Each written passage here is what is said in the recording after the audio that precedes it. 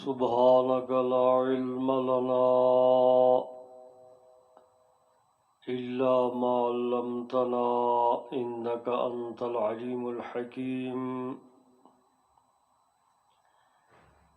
بسم الله الرحمن الرحيم.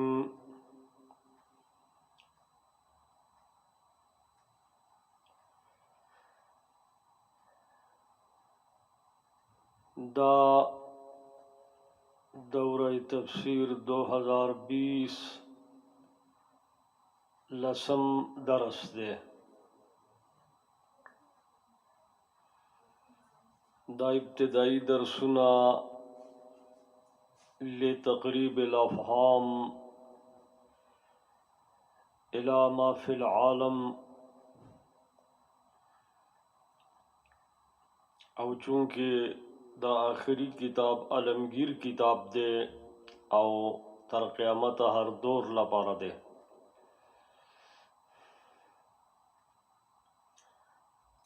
نہم درس کے دا خبر اکڑا کہ پدے شلمی صدائی کے دی دین اسلام یو نوی تعبیر او تشریح پا جزیرت العرب کے تیار شا، او دی دغا تشریح او دی تعبیر دلان دے یو ډیر لوی نصاب ہم پا وجود کے راغے، او د دې په اساس اور بنیاد کې مستشرقین علماء یہود او علماء نصارا ناستی، لیکن اغو دا ٹوپک د مستغربینو کوگئے خیدے. گزشتہ درس کے ما د مستغربینو زن امثال راکڑا او د مستغرباتو،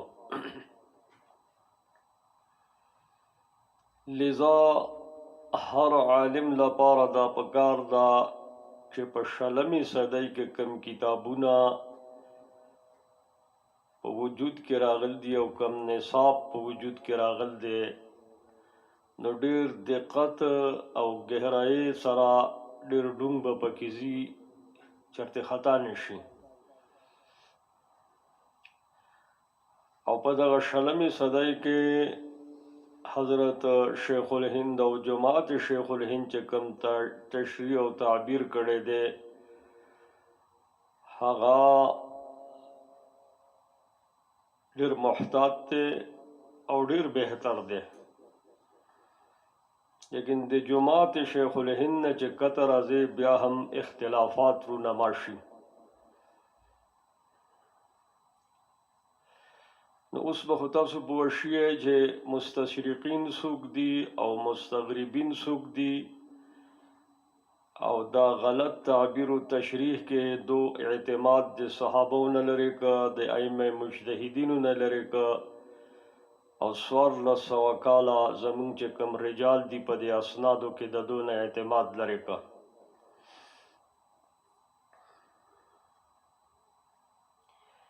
بیا الحمدلله چې په دې خوره کې د طالبانو یو ډېر لوی نظام موجود دی، هر طرف طالبان دي، مدارس دي، الحمدلله. نو دا خوره ډکه روانه ده د طالبانو نه، لښکرې دي. یوازې د اکوړه خټک جامع حقانیه شیخ عبدالحق صاحب رحمه الله اداره وګورئ چې د طالبانو یو ډېر لوی لښکر دی. بیا ورپسې دا نور مدارس زمونږ دي، دا د خدای شکر دی. او د درس و تدریس نظام الحمدلله دا خوره ترېنه ډکه ده، مدرسین لرو. او د دعوت او د تبلیغ نه دا خوره ډکه ده الحمدلله. دا خورې کې دننه د دعوت او د تبلیغ د خلافت باطنه یو حرکت موجود دی. او په دې خوره کې مجاهدین لرو الحمدلله، د اسلام په نوم سر ورکولو ته تیار دي.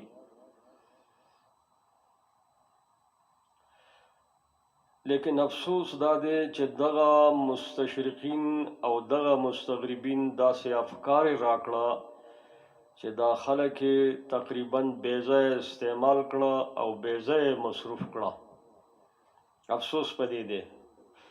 نو د خپل د خطایا مذاکره وکړو، احساس به پیدا کوو، نشاندهی وکړو او بازگشت بسوی منزل واپس په خپل اغا منزل ته راګرځو. نو الله به خبره جوړیږي. دی وخت کې امت مسلمه امت اجابت سقوطو کا دیزه پوری سقوطو کو چې د شاعر الله اهانت وشه، اده په ایشوګانو کې مصروف کا دمره من سقوط وکا، آخری حد ته ورسیدو. په خلافت باطنه کې هم، په خلافت ظاهره کې هم، په درس و تدریس کې هم، او د طالبانو د انتشار کې هم. او ډیر افسوس خبره ده چې په یو مدرسه کې کلس مدرسین دي، هر مدرس په خپل درس کې د طالبانو ته جدا نظریه ورکوي د فروعاتو. نو دا طالبان هم داسې په شک کې مبتلا شي دي چې یا الله ماشومان دي لا یعنی ماشومان په حساب د نظریاتو ماشومان دي، نور خو ځوانان دي. سلور خزم کولی شي خو دغه دي دا نظریات د ماشومتوب دي، نو هغه پریشان شي چې یا الله څوک په کومې لارې لاړ شو. او دبم دا مستغربین او دا مستشرقین هم خطا کوي. په سن 80 کې یو نظریه یعنی د سمندر د یو موج کراچۍ ته را روان شه او یو نظریه په کراچۍ کې په وجود کې رااله چې د سود متبادل نظام مضاربت دی. هغه وخت هم داسې پوه علماو نشاندهي وکړه چې دا خبره مه کوئ، خطرناکه خبره ده. دا خو یو محدود درجه کې مضاربت دی چې په کور کې دننه یو رور مړ شي او د هغې کونډه پاتې شي رندار، د هغې څه پیسې یتیماناني کابل رورې په تجارت کې شریک کړي، یعنې داسې محدود درجه کې چې بیا یې سبا گرفت کولی شي. نو دا خو یو محدود درجه کې پروګرام کېدی شي، لیکن دا داسې چې ته ترنه کمپنیانې جوړې کړې دا نشي کېدی. دا په هغه وخت کې د دغه نظریاتو چې کله دا چاپه د عذاب راله د کراچۍ ته راورسېده او دا نظریه په خورېدو شوله، نو علماو باقاعده نشاندهي وکړه. چا چې دا نظریه خورول هغه معلوم خلک دی او په هغې کې د قرضاوي لاس و، او چا چې په دې باندې نشاندهي کول هغه معلوم خلک دی. دا مجهول خلک نه دي. بیا په سن 2000 کې دغه نظریه لاهور ته راله او په لاهور کې دا چارج شله، یو مذهبي مرکز کې چارج کړه او بیا د هغې نه وروسته دا د پاکستان پایتخت ته راله او دلته کې بیا د هغې نمایش وشو. په سن 2002 کې علماو په فیض آباد کې بیانونه وکړه چې سړو دا کار شروع کیږي دا غلط دی، تاسو هر عذاب دې ځای نه کراچۍ نه او لاهور نه پیدا کوئ، بیا یې تجربات ته سیند نه پورې کوئ، دا مه کوئ، زیاتې کوئ. دا لار هم خطا کړ ده، دا حلال لار نه ده، دا قماربازي ده، مه کوئ. لیکن به هر حال چې حجابات انسان په مخ کې، یعنی حجابات یو حجاب رسم دی، یو حجاب تبع دی، اول حجاب تبعی، بیا حجاب رسمی، بیا حجاب سوی معرفت. نو دا بدترین حجاب حجاب سوی معرفت دی. نو هغه به مخکې نه راولاړ شل، هغه به وایي چې ولې مضاربت په قدوري کې تا نه دی ویلی، په هدایه کې تا نه دی ویلی، دا ولې نشته، شته. مناظرې به یې شروع کړې. نو دا د 2000 نه وروسته ورو ورو دا شی چې زیاتېده، نو دا مناظرې هم زیاتېدې، ان تر دې چې په یو مجلس کې علماو دوی ته ووایي چې یاره دا شیخ سلیم الله خان، خان سلیم الله خان رحم الله ډېر لوی سړی دی، زموږ صدر اعظم دی او دی دا شی نه مني، مه کوئ دا کار. نو جواب کې ورته دغه حضراتو چې ځان ته مفتیان وي، دوی ورته ووایي چې سلیم الله خان مفتی نه دی. یا باقاعده زه پې قسم خوړی شم چې دا خبره وشله. د دې به څه جواب ته وکړې؟ بیا په ځینې مجالسو کې ځینې علماو دو ته ووایي چې بھئی دا ګوره شیخ عبدالوهاب صاحب کشف سړی دی، بزرګ سړی دی، د حاجي امداد الله نه وروسته او د ډېرو مشرانو نه وروسته اوس په دې وخت کې دا سړی جامعیت لري، دی دا شی نه مني، خلاف دی. نو دوی وایي چې دا خو دی سره جاهل خبرې کوي. ان تر دې چې په سن 2011 او 12 کې هغه شی را څرګند شه او زمونږ ډېر لوی تعداد د دې نه متاثره شه، څه جیلونو ته لاړه، څه مړه شله، څه وتښتېدله او څه داسې مجذوب الحال شله.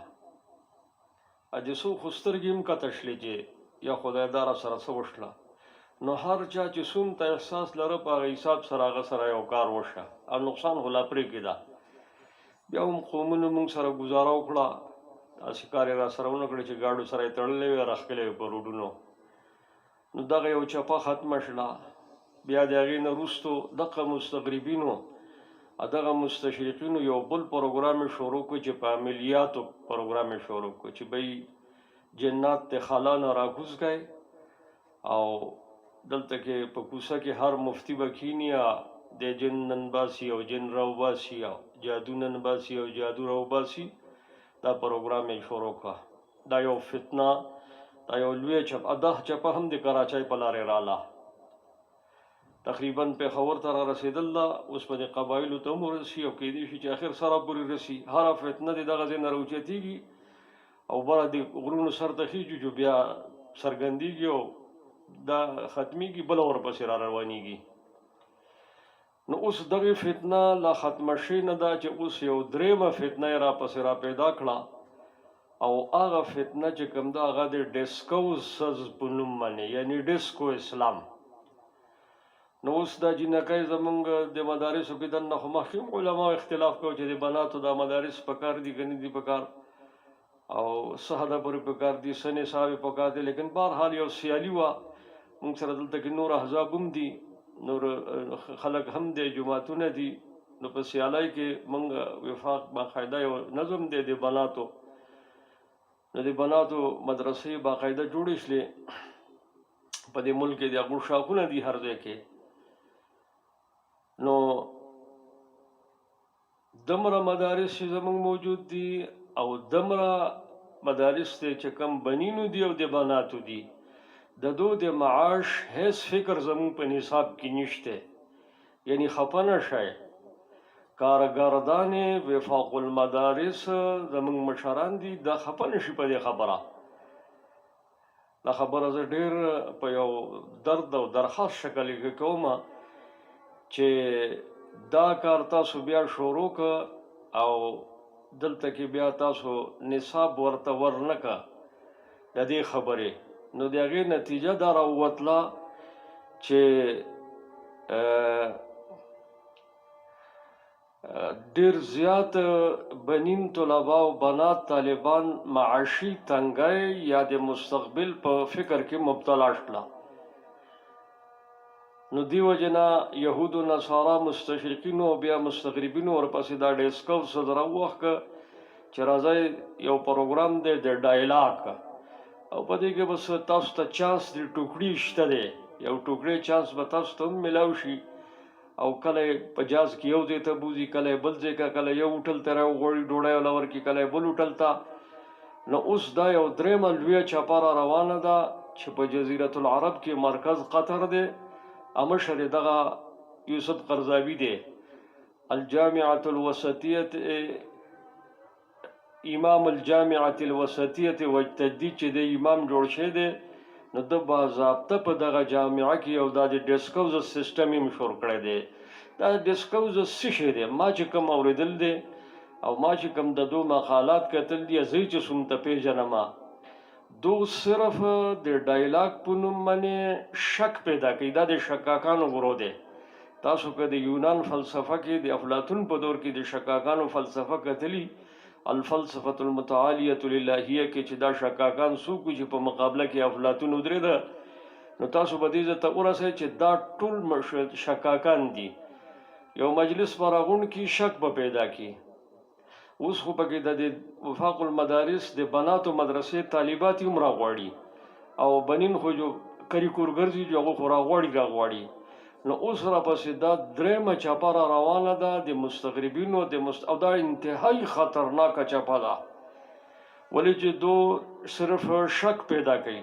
نو یو درخواست به خو زه د ارباب مدارس نه زه دا کوم چې د بناتو په مدرسه کې مستقل یو نصاب د امور خانهداری او د حرفت داخلول پکار دي، چې دا جینۍ چې کله د 8 کاله 6 کاله دا نصاب وي چې دا خپل ځان له زړو کې په خپله ګنډلی شي او دا ځان له بنین په خپله جوړولی شي، د بچو ټوپیانې دا په خپله جوړولی شي چې دا دې کې وي. دا د دې فرایض منصبي نه ده.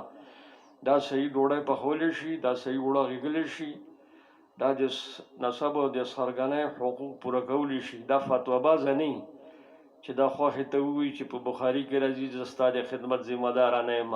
نه، زموږ په عرف کې، زموږ په دې رواج کې، موږ په دې خاوره کې آباد یو. یو جینۍ چې یو کور ته واده شي، کور به هغه سنبالي، دا سنبالل د هغې په ذمه ده. که دا حصه زموږ په نصاب کې نه د حرفت او د امور خانهداری، نو دا زموږ دا نصاب ډیر ناقص دی. او دغه جینکۍ به بیا چې بی او اف او میټره کې کړ دی او مدرسې کې داخل شي، دا به د دنیا غټ جاساسات او ډیر غټ فتنه بازي به جوړیږي. دا مې درته ووایي، اوس نه واوره، بیا دا مې درته ووایي. او ذمه دار یې سبا قیامت پر ورځ باندې به په حساب کې ذمه دار یې محتمم صاحب، په دې باندې سوچ پکار دی. دویمه دا ده چې د بنینو لپاره هم یو د معاش مسله جوړول پکار دي، مطب ورته زده کول پکار دي، د زراعت مسله. بجای دا دی چې د 10 استادان چې په مدرسو کې دننه د فروعاتو جنګونه کوي او هر طالب ذهن کې انتشار پیدا کوي. هر استاد په خپل دغه کې حصه کې چې کله د درس ورکوي، دغه طالب دا ذهن دی جوړ کړي چې لکه ستا د پلار کې یو پټی شته او یو ځمکه شته، ته یې آباده کا. او دا زمون کتابونه هدايه او دا ورته رسره د قران پاک دا تقریبا ډک دي د خبرونه. یو پیغمبر ته نشي خوده د آدم علیه السلام نه راوخله امام الانبیاء علیه السلام پورې چې هغه کار نه کړي، ټول انبیاء کار کړی دی. ته مضاربت قمربازی مکوه، ته د جادو وښکلو، د جادو نن باسلو خلق په اعمالو راوله، په عملیاتو مه راوله. اته د ډسکوزز په سوړو کې منه نوزه هېڅ شی هم نشته دی دغلته، ځان به تباه کې ملحد به مرې، په الحاد به مرې. دا لعنت دی. او دا کم خلک چې د ډسکوزز اسلام لپاره دلایل راړي، دا ډېر کمزوري دلایل دي او ډېر ناقصه دلایل دي.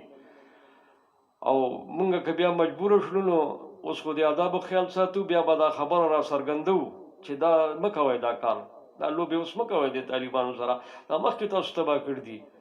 نو په خو مخکې هم دغه اشتهارونه لګول، پرزولې به یې کولې او شپې به یې منډې وولې او ستاسو جنډې به یې اوچتولې او کوزه کولې، د دې څه نتیجه راوتله؟ دې خو خدای تاسو نه حساب اخلي، مه کوئ دا کار. نو لذا دغه طالبان له هم یو د معاش لارې اختیارول پکار دي. ټولو انبیاو دا کار کړی دی. داسې دا کم لاین باندې چې موږ روان یو دا لاین ټیک نه دی، دا ډېر غلط لاین دی. ګورئ تجارت لار ورته وښایئ، بیزي دي سره یي، ګډان دي سره یي، دوکانونه دي واچوي، تجارت دې کوي، زراعت دې کوي.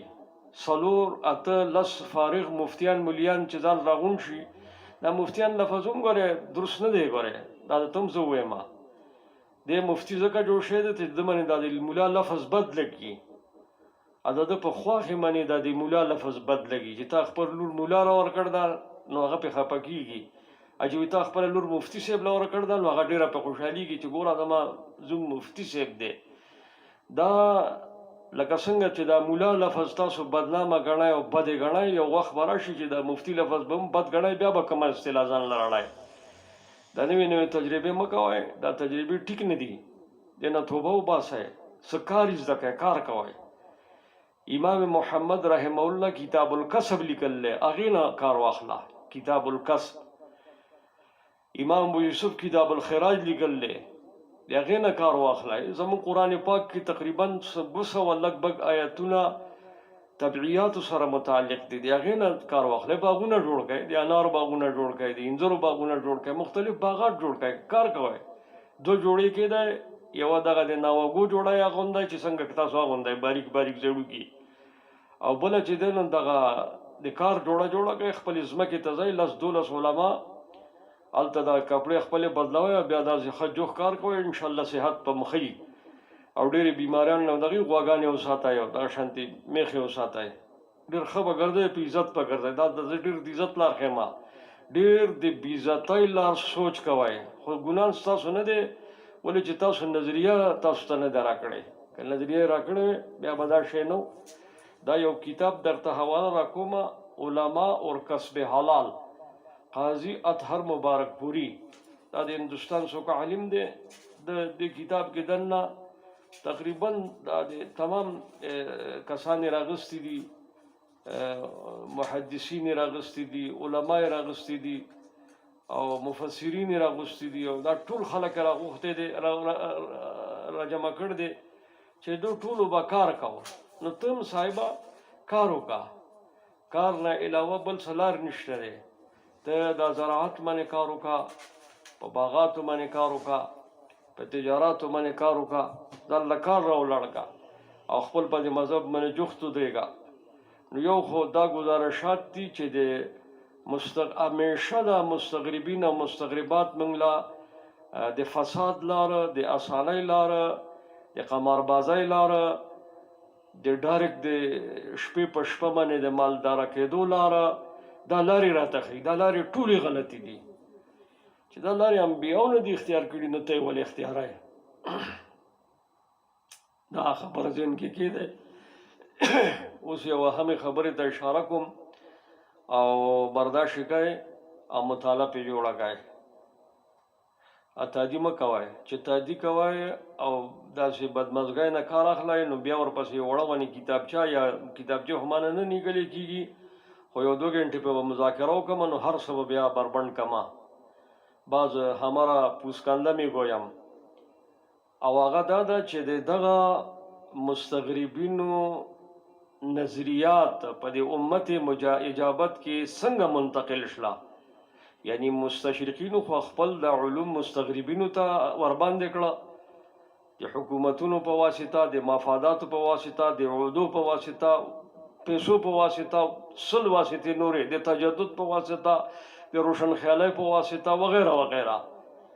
اوس خو ډاره کې راغواړي ایم اسلامیات په ګلاسکو، پی ایچ ډي په اسلامیات کې په ګلاسکو کې پې کوي، نو هغو خو دا شانتې دا را داخل کړه. لیکن د مستغربینو نه زموږ د مدارسو ته دا نظریه د ندوې په لار داخله شوې ده. په هندوستان کې 3 ادارې دي، ندوة العلماء لکھنؤ، دارالعلوم دیوبند او علیګړ. نو دا ندوه د مستغربینو او د دیوبند د شاخونو د طالبانو د ملایانو ترمنځ پل دی. نو دا مستغربین خپل نظریات په دغه پل باندې راسواره کی په دا پټه باندې په دې پټه باندې د ندوه په دې پټه را رواني نو دیوبند مدارسو ته داخل شي. نن زمونږ ملایان چې دا کتابخانې جوړې کړي دي دا شاته ته دا کتابخانه ما هم جوړه کړله. نو په دې کتابخانو کې چې ته نظر وګرځوې نو دې کې به اکثر د دو مبلغ علم د ندوې صحافتي ندوې په باره کې تانوي صاحب ډېرې خبرې کړي دي او کله چې ما دا خبره را بربنډوله نو بیا به هغه حوالې هغه عبارات پر نقل کړم درته. خو دا ټول مصیبت موږ لپاره او زموږ د مدارس تباه کړي ندوې دي. ندوه د دې خبرې بانی دی. زه تفصیلات لرم او دلایل لرم علی وجه البصیره دا خبره کومه چې د خلکو موږ سره ښه نه دي کړي او د دو کتابونه دې نه ډک دي.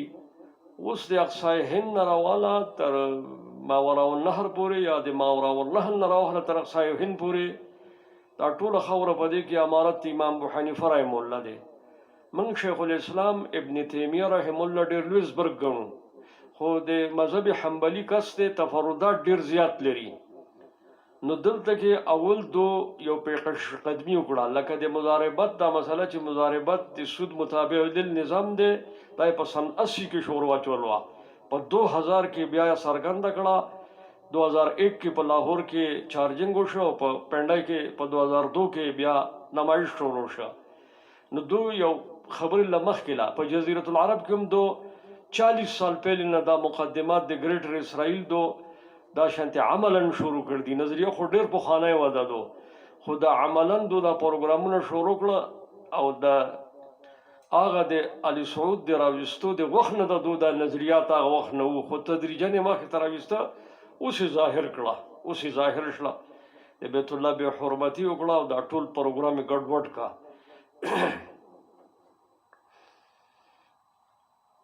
یو خبره کوم دا خلک ډېرې خبرې کوي که دا اوس دا وایرس راغلی که څه شی راغلی وایرس کوي دا خلک دا ټول ملیانې په وایرس کې اچول دي او په وایرس کې دننه دو ګډېږي لګیا دي. د دونه دا وایرس که امریکې کې کسان پې مړه او دا یو کنفرم خبرې چې دا مړه دي د هغه ځای کې دننه چې کوم ملایان پاتې کېږي هغو دا ووایي چې موږ داسې نه چې هلته کې هغه ومه داسې حجاب رسم او طب او حجاب سوی معرفت لري او چې داسې برای راست په خپله پکې شریک شي او معلومي چې دا مړه دي او ډېر زیات مړه دي نو بیا خو بس موږ وایو چې دا شی دو جوړ کړی خو دونه بیا د کنټرول نه بار ووته او که دا نه نو بیا د دې مفهوم بل دی. ګورې بیا ټول دا علما اسلام په دې کې مصروف کړه خطبه یې مصروف کړه هغه د یو دجال بیان ورکړی د مزګزارانو اهمیت زیات دی د جماعت اهمیت نشته دی یعنی د جماعت په مقابله کې د مزګزار اهمیت زیات دی. نو دا خو د الحاد جمله ده سبب وایي چې د طواف کوونکو په مقابله کې د بیت الله اهمیت نشته. لکه نن یو کال 2 کاله مخکې یو سندرغاړي دا خبره کړې چې ټول انبیا په دین نه دي قربان شي دین په انبیاو قربان شي دی. دا نظریه غټ ټول دا میدان هغه د یهودیانو د فلسفې مخکې جوړ کړ دی دا په هغې باندې لګیا ده پیش قدمي کېږي لګیا ده. نو لذا دې خبرو باندې لږ توجه پکار ده. ما د تعبیر و تشریح حوالې سره د نصاب په حوالې سره دې وخت کې زمونږ طالبان الله زمونږ مدارس الله زمونږ په دې نصاب بنین و بنات او دا ډسکوز اسلام چې اوس راغلی دی ډسکو اسلام د دې په حوالې سره دا خبرې ما تاسو ته وکړې په دې به لږ غور وکړئ او دا څلور شروحات چې کوم د قرآن پاک دي په دې باندې استحصال او مضبوطی پیدا کړئ.